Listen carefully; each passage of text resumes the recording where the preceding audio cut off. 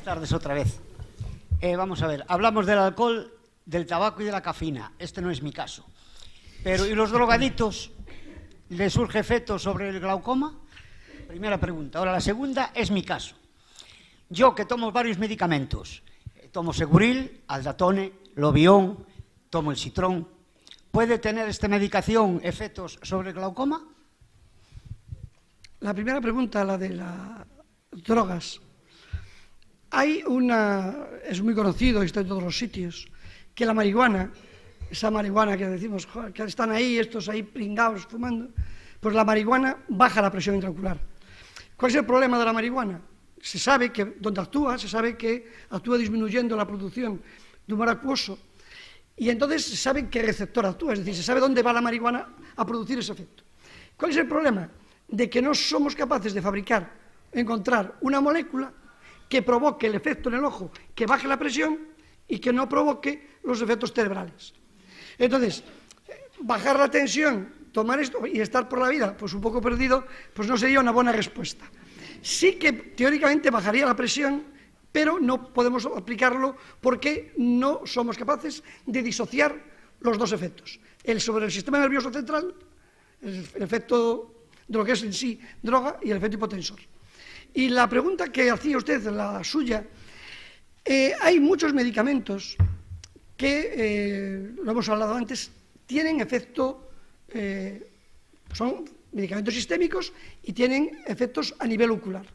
Por ejemplo, el Seguril que usted dice, eso es un diurético y eso es un medicamento que en determinados casos, por ejemplo, en un glaucoma agudo, que nos interese bajar mucho la tensión y no podemos utilizar otro medicamento, administramos Seguril porque provoca una rápida bajada de la presión intraocular, pero no lo podemos utilizar como medicamento a largo plazo. Ahora, respuesta a su pregunta, que múltiples de esos medicamentos sí que pueden tener un efecto mixto, combinado y muchas veces desconocido de interacción unos con otros sobre la presión. Fundamentalmente, pensemos en beta-bloqueantes, que se están tomando para muchas enfermedades cardíacas. De hecho, uno de los medicamentos más utilizados, los beta-bloqueantes, pues hay muchos, timolol, cartolol, etcétera, se descubrió con un beta-bloqueante sistémico. Es decir, era un medicamento, el propanolol, que se administraba sistémicamente y se vio que bajaba la presión. A partir de ahí empezó el estudio. Es importante que su médico lo sepa, tanto el médico general como el médico oftalmólogo, que sepa la interacción, cada caso particular como el suyo. Hola, buenas tardes. Mire, vamos a ver, yo tengo un hijo con artritis reumatoide juvenil, localizada en los ojos, lo que ustedes le llaman uveitis. Entonces, mi pregunta es, ¿puede desencadenar a corto o a largo plazo un glaucoma? Y, en segundo lugar, quería hacer un inciso. Quiero darle las gracias al Complejo Hospitalario de Pontevedra, al Servicio de Oftalmología y Reumatología, por el servicio prestado, en particular a mi hijo y creo que a muchos pacientes de Pontevedra. Gracias. Bien, el caso que usted nos comenta, que se trata de una artritis reumatoide juvenil en ese caso, pues puede ir asociada a una enfermedad que se llama uveitis, que es una inflamación intraocular. Como tal, una inflamación pues, es de unas consecuencias pues, muy variadas. Puede ser a veces unos picos, o sea, una inflamación de poca magnitud que curse con unos picos inflamatorios fácilmente controlables. En otras ocasiones, pues la inflamación tiene una mayor magnitud y, sobre todo, las crisis que se pueden ir repitiendo de forma continuada. Sí, lamentablemente hay lo que se llama el glaucoma uveítico, también, como se ha comentado, es un glaucoma secundario que tiene unos patrones de tratamiento pues, diferentes del glaucoma primario de ángulo abierto, que probablemente es el que más frecuentemente todos ustedes conocen. Entonces, pues tiene una probabilidad, sobre todo por el estadio inicial, o sea, por la corta edad de su hijo. También tengo que darle pues, una puerta muy importante de esperanza, como antes ya ha adelantado el doctor Pedro Corsino Fernández Vila, que tenemos afortunadamente medios para tratarlos, los mismos aquí en Pontevedra, en el complejo que usted está, que le van a tratar con total extrema seguridad y garantía, que usted va a recibir como si estuviese en Estados Unidos o en cualquier otro país del mundo. Buenas tardes otra vez. Bueno, yo es un caso mío personal. Hace aproximadamente 25 años tenía con frecuencia heridas en la córnea y durante unos años se administraba, porque mi oculista me lo recetaba, antibiótico. Y yo quería saber si durante esos años, por el abuso de los antibióticos, pudo haber suscitado que yo tuviese el glaucoma que tengo ahora. En modo alguno. Cuando usted tenía sus úlceras corneales, el tratamiento antibiótico que le prescribieron, con seguridad, lo que trataba era de evitar la infección de esas úlceras que hubiesen dado lugar a la aparición de un absceso corneal y quién sabe si a una infección intraocular.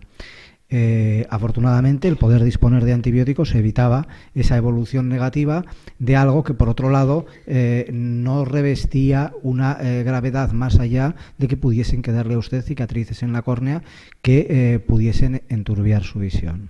La aparición de un glaucoma puede, sí, estar asociada con algún tipo de tratamientos, pero en modo alguno con la utilización de antibióticos. Aquí sí que quiero completar, no en el sentido, cuidado, un poco la respuesta que antes hacía el doctor Félix Gil con los colirios corticoides. Es decir, por ejemplo, una alergia primaveral, que estás muy molesto, muy incómodo, te echas unas gotas de corticoide y el ojo al día siguiente estás fenomenal. Estás muy contento lo bien que te está el ojo. Como te va bien, cada vez que tienes un brote, está el ojo rojo, echas una gota. Y a los 5 días, pues otra gota. Y llega un momento en que creas, por así decirlo, un estado de adictivo, de adicción, y lo echas de forma continuada. Y el riesgo de corticoides en los ojos de forma continuada es llegar a un glaucoma cortisónico. ¿Qué pasa? El glaucoma cortisónico está determinado genéticamente.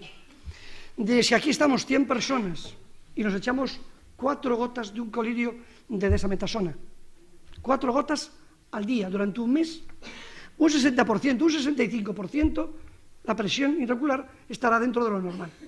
Un 30%, un 25-30% le subirá entre 20 y 30 milímetros de mercurio. Pero hay un 10-15% que 4 gotas al día de corticoide le hace que la presión se le ponga por encima de 30 milímetros de mercurio. Un mes.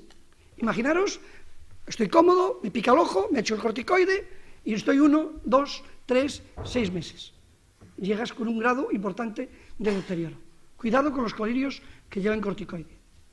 Que además, desafortunadamente, cada vez se dan más sin prescripción médica. Sí. Siguiente pregunta.